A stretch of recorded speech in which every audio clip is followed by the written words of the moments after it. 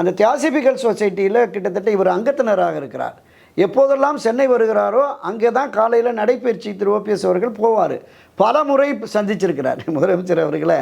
ஒன்று இவர் முடிச்சுட்டு வெளியில் வர்றபோது முதல்வர் வருவார், அல்லது இவர் முடிச்சுட்டு வெளில போகிற போது ஒரு ரவுண்டு வர்ற போது எதிரும் புதிருமாக செஞ்சு வணக்கம் சொல்லிட்டு கடந்து போயிட்டுருக்காங்க. அன்றைய தினம் இந்த நலம் விசாரிப்பு துக்க விசாரிப்புக்காக நின்று பேசுகிறார்.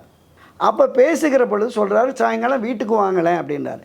வீட்டுக்கு வாங்கலேன்னு சொல்கிற அந்த கட்டத்தில் இடையில் இந்த மத்தியானத்தில் இந்த நிகழ்ச்சி நடந்து போச்சு. எது? நிர்வாகிகள் கூட்டத்தை போட்டு பாஜகவிலேருந்து நாங்கள் என்டிஏலேருந்து வெளியேறிட்டோம் அப்படிங்கிறது.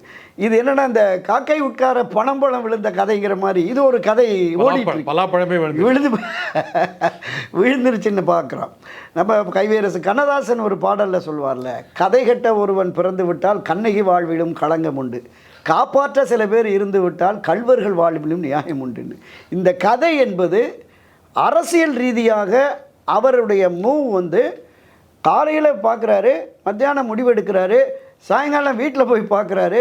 அப்போ முதலமைச்சர் சொல்லி தான் பாஜகவிலேருந்து வெளியில் வந்தார். அது தொடர்பாக சாயங்காலம் போய் சந்தித்து பேசினாங்க அப்படிங்கிற மாதிரி கொண்டு போகிறாங்க. இல்லைன்ட்டார், இல்லைன்னா மறுத்துட்டார்.